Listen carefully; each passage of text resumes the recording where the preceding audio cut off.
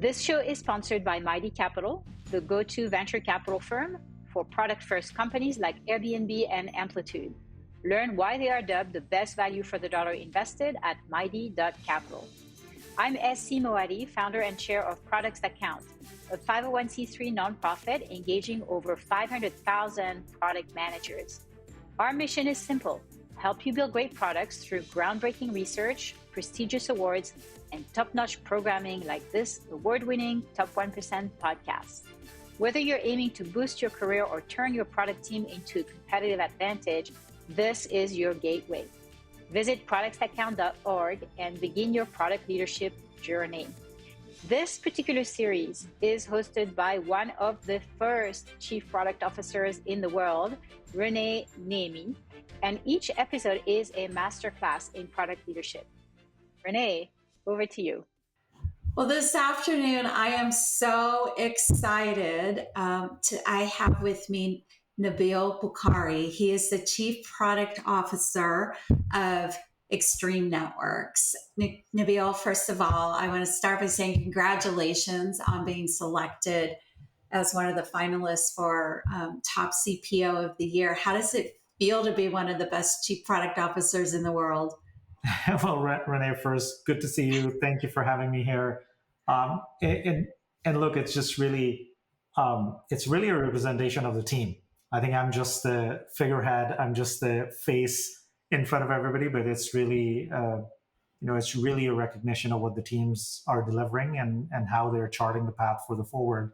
So I'm pretty excited for that entire team to be recognized. Yeah. Well, I absolutely love that. And I plus 1,000 that idea that the team is what lifts us up, but you are the leader of the team. So own that and congratulations. Thank you. So listen, I cannot wait. We have a whole bunch of fun topics we're going to cover today, but I would love to just start. This is a 60-second exercise.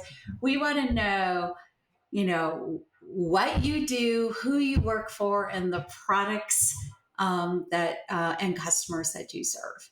Oh gosh, people who know me know I can never answer anything in 60 minutes or 60 That's why I set the limit. So I'm going to try my level best. Like, look, I can very easily sit here and say that Extreme Networks is a networking company or a cloud networking or an AI-driven networking company, but I just feel like those definitions are not good enough. So I'm going to answer this in a slightly different way. So for us, the most important thing is the why of the company. Why do we do anything that we do? And for us, it is all about finding new ways for better outcomes. It is all about improving the human condition. It's about improving, the societal advantages that people have or disadvantages, removing the disadvantages that they have. So that's our why. Everything we do is to find new ways for better outcomes. Now, obviously, as a company, we have to do it to a certain outcome. So what is it that we help our customers get to? Well, we help them become infinite enterprises or infinite businesses. Now you'll be like, what on earth is an infinite business, right? So I'm going to summarize this very quickly. In this world and moving forward, there's 3 imperatives that every business has, whether you are making shoes or satellites, doesn't really matter, right? You need to have infinite connectivity. You need to connect every person, application, and device that is within your control. You need to be able to scale that, which really translates into that you need to be able to do that in your resources, people, time, and money. And lastly, you need to be able to deliver an experience to your customers that you want to do. That's the definition of an infinite enterprise, infinite business, and that's what we do. We built the technology and the portfolio to help our customers become that infinite enterprise. So that's who we are. My role, I wear multiple hats. I'm the Chief Product Officer, I'm the Chief Technology Officer, and I'm also the General Manager of our subscription business. And our customers are very global, all over the world, mid-market, some of the top biggest names in the world that you can think of. They're all part of our customers. How did I do for 60 seconds? I think I squeaked in there. Well, it was close enough, and I loved how you framed your company because, I would have just thought you say, "Hey, we build networking gear." Yeah, much more than that, right? I love networking is just a means to an end. Yeah. I love that.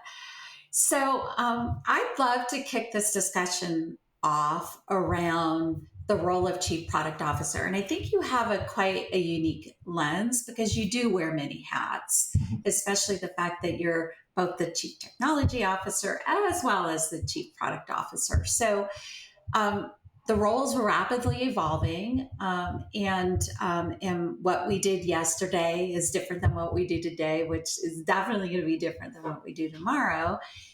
Would love your view on that evolution. Yeah, no, Renee, that is such a good question. And honestly, as you can see from my role, I consider all of these aspects of my role to be really part of that chief product officer because obviously I'm biased, but I feel that is just a strategic role as businesses and the industries move forward. But I'll take a little bit of a backswing. I think the last 30, 40, 50 years, we have been in that phase where we say, hey, these are technology leaders or technology executives and the CTOs and the CPOs and the engineering leaders put in there. And then we say like, oh, but these are business leaders, so salespeople, marketing people and stuff. And then, oh, these are our human resources people, so CPOs and chief diversity officers and stuff. I really believe that the age for that is over. And as we move forward, we need to drop the technology from the technology leader. We need to drop the business from business leader. People are leaders, and every leader must know technology, business, and human impact, essentially. So really, it is at the intersection of these three, and that's really, in my opinion, the evolution of the CPO role. The CPOs, the successful CPOs of today, and the aspiring CPOs for tomorrow, they will not just be leading products or technologies. They will be leading products, technology, the business aspect of it, and ultimately the impact of it on humanity. And that's really the progress and evolution. And I believe that in the executive teams, CPOs are the best place to make that transformation happen. So that's my view of CPOs. I love it. I love it. Can we bring it to life? So give me an example of what may it have looked like, let's say even 3 years ago, and how that's changed to today. Yeah. So I mean, think about this, right? So as just take my example because that's the example that I know the best, right? So in Extreme, we used to create products. We have had product organization for ever since we have been a public company, 20, 25 years. But what was their job? Their job was really to kind of create products, think feature, functionality, hardware, what would be the roadmap, and maybe put a price on it, right? And that used to be the role. But now fast forward to today, and what are the roles? Yes, we do still create products, but we are absolutely engaged in how those products come to market. What is the commercial models around it? And commercial models are not just pricing. Is it going to be a perpetual model? Is it going to be a subscription model? Is it going to be a consumption model? It is going to be a consumption model with, minimum floors or maximum ceiling, or there are 1,800 different commercial models. And then you don't just stop there. Then you go and say, well, what is going to be my go-to-market for this? Because as you know, sales-led growth, channel-led growth, then product-led growth, right? So now that growth and go-to-market are also part of this role. And then you end up with these roles that are not just about defining products. It's about defining products, getting them to the market, making them a commercial success so that your customers can actually use them to get to whatever they need to get to. It is a singular arc at this point in time. And product leaders, especially CPOs, really truly are responsible for the entirety of it in collaboration with other execs. This is not a turf war here, right? In collaboration with others. And that's really, to me, that is what a CPO looks like. That's what their role is, or he and she, this is what they should set as their success. So no pressure, but that's what I believe the role is, or evolved to at least. Yeah.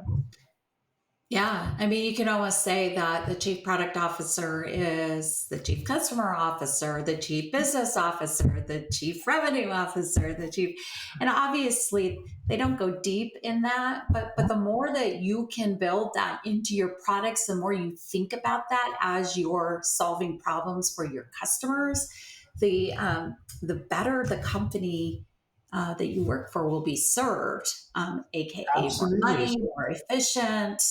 So Renee, I will add one more to that, which is my favorite, is that The CPOs are the chief outcome officer. Love it.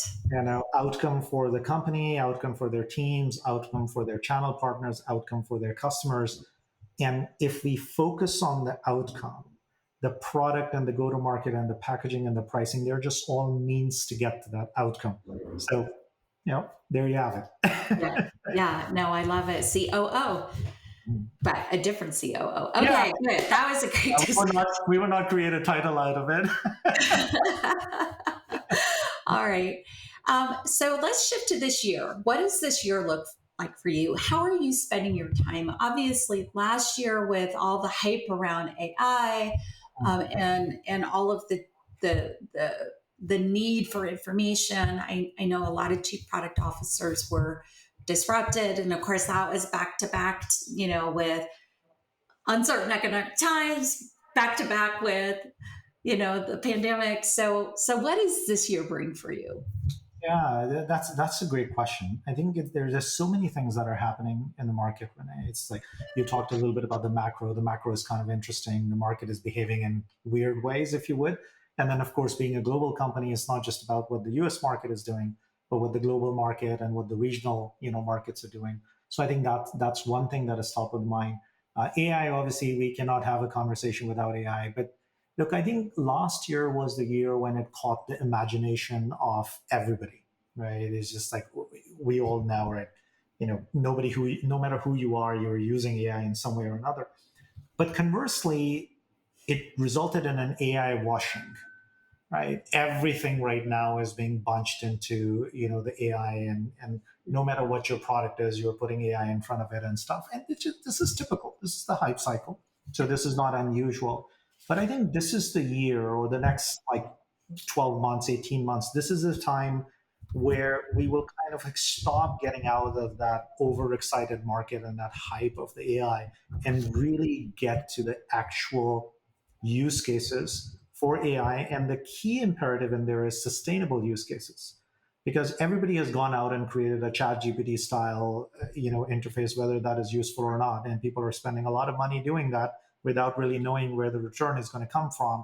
So eventually, I think in the next 12 months or so, that froth will settle down, and then sustainable use cases, sustainable product strategies for AI will really start to evolve. And I think this year is going to be all about that. And then alongside that AI thing, there's a couple of other trends that are really critical. People use different names or different terms for them, but the platformization is going to be very important. And not necessarily from the point of view of technology, but from the point of view of how you package this. And we can talk a little bit more about it later, that how the definition of products itself is changing. So I think that platformization is going to be really interesting. Mm-hmm. And then the third, and I always like to think in terms of triangles, the third one would be really finally getting our heads around this data question, right? Everybody's like, oh, data is the new currency. Yes, it is, but it's not necessarily just the currency. It is what you do with it, right? You can have lots of money if you don't do anything with it. It's not really of much use. Data is the same way. What is it that you're going to do with that data? Wrapping our heads around it. And there's a stat. I was talking to my counterpart at Microsoft the other day, and they were talking about that only 20% of world's data that we produce is actually stored. I don't know if it's exactly that number, but there's no reason not to believe that. But I would venture that if 20% is stored, we actually do something useful with maybe 2% of it, right? So how are we going to bring that other 98% within the fold of not just about collecting and saving data, but translating that into value? So those are the three big things: AI, platforms, and real value through data. And by the way, they're all three attached to each other. But that's what the year looks like. And I'm sure I'm not the only one. That's the year for a lot of CPOs out there. Yeah. Interesting. Very, very interesting. One of the things that I find fascinating is when you go through a hype cycle like this, and how the different leaders like yourself navigate them. what's the implication to you and how you spend your time? Are you like 90% like figuring out what to do, 90% like keeping people on track? Like how does that impact you and your time? Yeah, no, great question. I think that has changed pretty drastically. I think I spend like 60 to 70% of my time out there with customers, with actual people who are going to use it. Because one of the things that distinguishes or could distinguish AI from other technology trends is that this is not going to be an inside out cycle. This is going to be an outside in cycle. What do I mean by that? Because new technologies come out and then we go into our bunker and we create a product out of it and we put a message around it, and then you take it out to the customers and then you start enabling customers how to use it. That's the inside out cycle. I think AI is unique in the sense that it's going to be outside in cycle. So we have to be out there talking to our customers, talking to the industry as a whole, talking to our ecosystem partners, and together co-creating the outcome and the value. And then you come in and make it real and produce a product that operationalizes it. So it's a very different cycle, in my opinion. So I'm spending like 60% of my time, talking to customers, talking to partners, ecosystem partners. I speak a lot about these things at various different events and stuff like that. So I think that's where bulk of my time is. Then the rest of the 40% is just talking about it is not good enough. You got to operationalize it and you got to bring something out, and not only bring it out, but make sure that it's a commercial success as well, because otherwise sustainability is not there. So I would say that's another 20% of my time. I'm very blessed. I have an amazing team. So they do most of the bulk of the day-to-day work. And then the last 20% is, I would say, more, and you're going to laugh at it, but it's more about like essentially just sitting and trying to peer through into the future. Yeah. Because while we have this AI part, and while we need to create a product and value out of it, and we need to talk to everybody about it, but it is very uncertain as to which direction it would take. And I think the point that you were making, I 100% agree with that. Which direction AI will take a huge part of it would be impacted by what decisions people like you and I take. So that's a huge amount of responsibility, in my opinion. And rather than shrinking away from it, I like to dedicate a certain amount of time to think about that responsibility, because we are not just making it on behalf of our teams and our companies or our industries. We really are making those decisions on behalf of humanity, right? And yeah, it sounds like a very like, oh, wow, that's such a cliche, but that is the reality, because AI impacts all of it, will impact all of it. How exactly? It will be determined by some of the decisions that we'll make today. Yeah, it's interesting because the way you describe how you plan to spend your time this year is pretty much every chief product officer's dream. And if you're truly able to do that, I am so jealous. That just means you've put a really amazing team around you. I am nothing without my team. It's like I'm a representative of them. They are the stars, and they are absolutely amazing, and they're doing amazing things. I just happen to be a very lucky team member of that team. Yeah. Awesome. All right. Well, we kind of have done a future, a present. Let's do a past question. Yeah. So much of our journey kind of defines who we are as a leader. And I would love to hear a story about either, a product or a moment in time as it relates to a product and a team, which was really career defining for you. Mm-hmm. And you can determine what career defining means, because we all kind of have our different lenses on that, but would love to hear that story. Yeah. Wow. That's, maybe how about we take a moment, actually not too far in the past, maybe like a couple of years ago, which kind of like, you get those moments where something happens and you're like, now I know why I was doing what I was doing, right? So, but I think in order to get there, it's interesting what I'm talking about. It's not a product, but think more of a portfolio strategy, right? I briefly talked about this infinite enterprise. And this was really like, look, cut all of the hype cycle and stuff. This is the core of what every business is going to do. We gave that, message out there. It was very, very well received, all around. And then it was like, okay, let's just now build a portfolio that is built ground up to deliver that. Because that was not just a speech for us. That was not just a nice, pretty slide for us. That was a way of being for us. And then we spent the last few years really making it real. So when you go out and when you buy into the Extreme ecosystem, Extreme platform, you're buying into an entirety of a portfolio that is hyper-focused and getting you to that infinite enterprise. So that's the context. And then life is great, the business is doing well, we're getting accolades, we're getting prizes and stuff.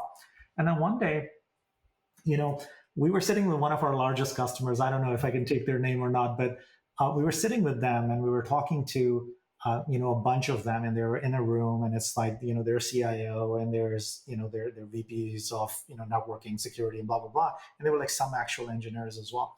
So our marketing team is talking to them and they're asking them questions. And then they asked them like, so, in the end, what does infinite enterprise mean to you? Right. And then the CIO starts and he goes like, oh, it's about scale and, it allows me to do more. And everybody goes through. And then there's this guy who's like somewhere in the middle management. He looks at the camera and he looks at the, interviewer and says like, what? Infinite enterprise means that I can spend more time with my family.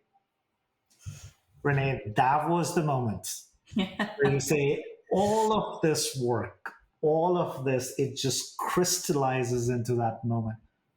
Technology is always there to help make the human condition better. We can build the best technology in the world, but if it cannot drive that kind of an outcome, that it can make one person's life easier, better, and then by virtue, a lot of people's lives better, then it is useless. So I think that whole thing about technology in the service of human experience, that is just the story that kind of crystallized it for me, and I'll always remember that moment. So anyways, a little story to talk about it. That's a great moment. And it had to be very rewarding to realize that, hey, and you thought you were solving a tech problem. Yeah. Exactly. Hey, that is right. That's such the wrong lens. You're not trying to solve a tech problem. You're trying to solve for better outcomes, and the impact will be both professional and personal for the 100%, right? As a parent of a 4-year-old and a 6-year-old, that hits so close to heart. So anyways, that's why I love that story. I love it. You have a busy house, by the way. Okay. Well, that was a great story. I would love to learn a little bit more about you and as a leader in the role of Chief Product Officer. One of the kind of fun things that we get to do as leaders as we go through the journey in our career, we collect, we'll call it best practices, but my team used to call them Renee-isms, right? Yeah. But things we do that are unique to us that collectively results in secret sauce. Yeah. I would love to learn, what is one, you can share two, but at least one best practice that has resulted through your career that contributes the most to your and your team's success. Oh, wow. Selecting one. If you need to share two, we're okay with that. No, I was just trying to find even one. No, I'm just kidding. Look, first and foremost, I would preface it by saying that I don't have the hubris to sit here and tell anybody how to do it. So I'm only going to share what has worked for me, and it could be useful for somebody else. Frameworks. I am a massive fan of frameworks, right? So one of the things that has really helped me in my career and my teams is that we always have a framework that we are following, right? Now, framework is not a specific operational plan. It is not a specific, standard operating procedures, right? It allows for enough creativity for individuals, right? But at the same time, it provides for that common language across, global teams. So they're not wasting the first 15 minutes of their call figuring out what is it that they're talking about, right? So we have an operational framework that we internally use. I've developed it over my career, so multiple different companies. And I feel like it is kind of really coming to its own at Extreme, or, it's being very, very effective. And that framework is the one that every single person in my organization knows the framework. They use that as a common language amongst themselves. It allows us to have people sitting in San Jose talking to people sitting in Melbourne and actually not wasting time and knowing what they're talking about. It has allowed us to bring new members onto the team really, really quickly. And the last part I will mention about the framework is that, just as we've been talking about before, while it is a framework for a portfolio organization, the framework starts from the outcome for the customers.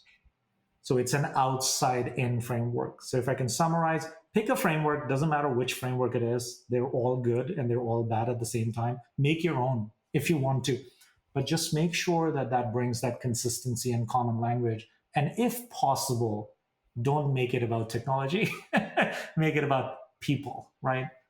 So I would say those are the two things that have served me really, really well across all of the companies that I work with. And the team feels like it's useful to them. So I thought I'll just share those two. Yeah, that's great. So do you evolve your frameworks every time, and do you customize them depending on the team and the product and the environment? Yeah. So yes and no. So think about, the frameworks are kind of, they are not rigid enough. So what we do is that there are different phases in the framework. So we can add more examples and more organization underneath it, depending on which phase of the organization or which part of my organization, because I have the CTO organization, the CPO organization, and the go-to-market organization. They all use it a little bit differently, right? But the framework is the same, but actually how you apply it gets evolved based on which company we were talking to, which actual organization it is, and so on and so forth. So I feel like it's almost like an organic living organism, right? So we as humans, the general shape of a human is built into our DNA. We're not going to grow as a dinosaur, right? but each human looks different. So that's how I think about it. The general shape of the framework is there, but then every team, when they apply it, it looks a little bit different, right? So that's my definition of framework. So it's continuously evolves, grows, mutates sometimes, right? And that's the beauty of it, in my opinion. And then the result of the framework is what? Common language, consistency, like what Yeah. why is that your secret sauce? So it is the common language, and then the other part also is that the framework defines multiple phases for a project. Let's just say a project or a product. Mm-hmm. If depending upon which phase you're in, if you all agree which phase you're in, then you know what are the success criteria for this phase. Then you know what are the key characteristics of this phase. I'll give you an example, right? For a long period of time, one of my observation has been a large number of companies, they start from, let me build a team, let me build an org structure. And then they build an org structure and then like, oh, stability, we need consistency and blah, blah, blah. And then they say like, now let me take this piece of strategy and apply it to this. And sometimes it works, but a lot of time it doesn't work. I believe that that's not the right way to do it, or that's my experience at least. So what I believe in it is that we don't talk about org structure. We talk about, here's the outcome that we want to deliver. Here are multiple ways to do that. Call it strategy, right? And then you say it looks, talk and feel and stuff. And then when you select the strategy, then you go into operationalization. And that's when you decide what the org design is going to be. Now, the result of that is we make org changes almost on a continuous basis. Now, somebody else might think like, oh my God, you must drive your people crazy. They think this is so much disruption and stuff.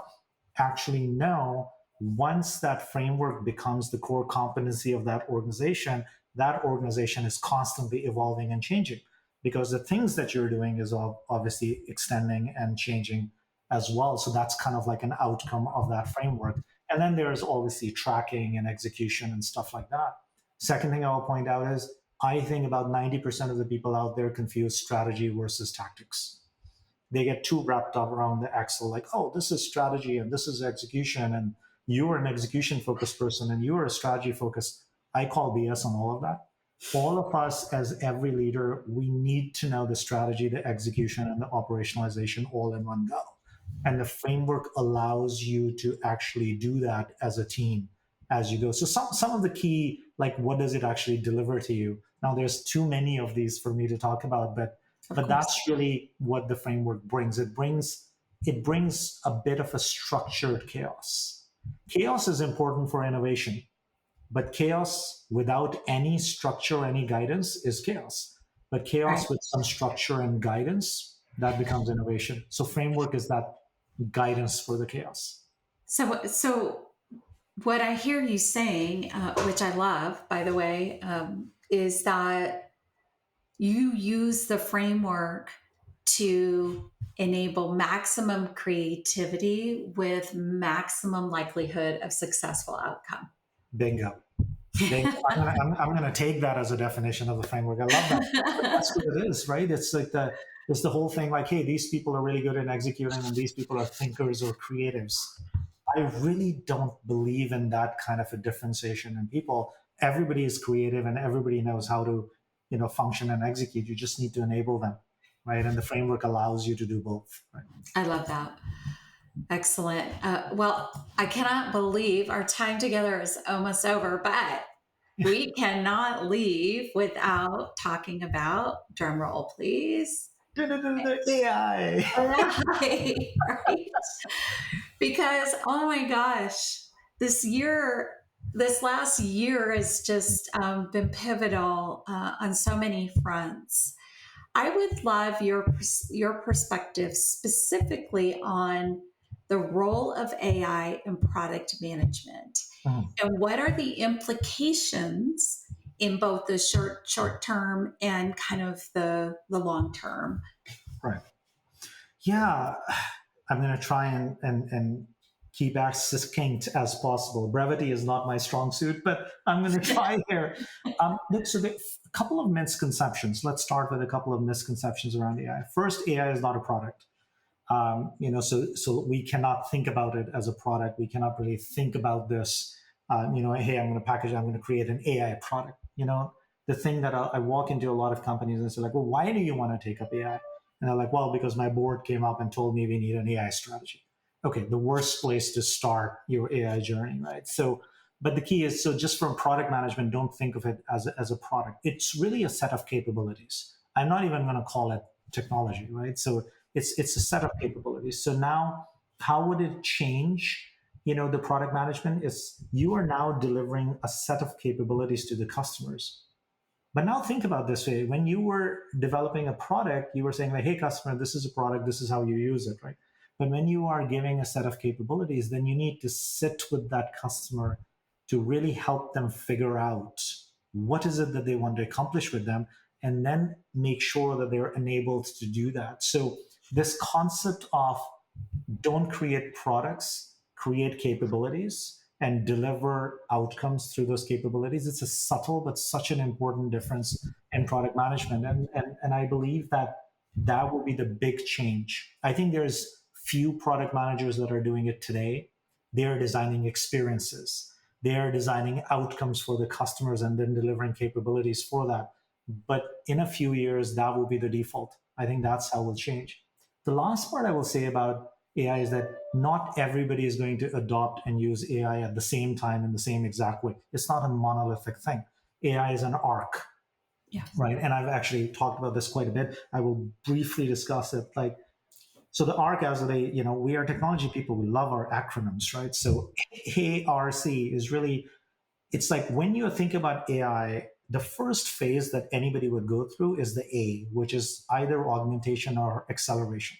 Think about, we have 1,800 use cases on this. Like, hey, I want to write like an email, I'll let the AI draft it, right? I want to do coding, I'll let the AI draft it and I become the editor. So we have 18,000 examples of how AI will augment or accelerate stuff that you want to do. That's, by the way, the phase that we are in, generally speaking. That's the maturity stage of the customer. So the first phase, they will almost always hit this. As they become more mature, they will go into the R part. The R is the replace or reduce or avoid, right? So now this is like things that I don't need to do at all because AI will be able to do it for me. And that's a complete replacement or reduction in function.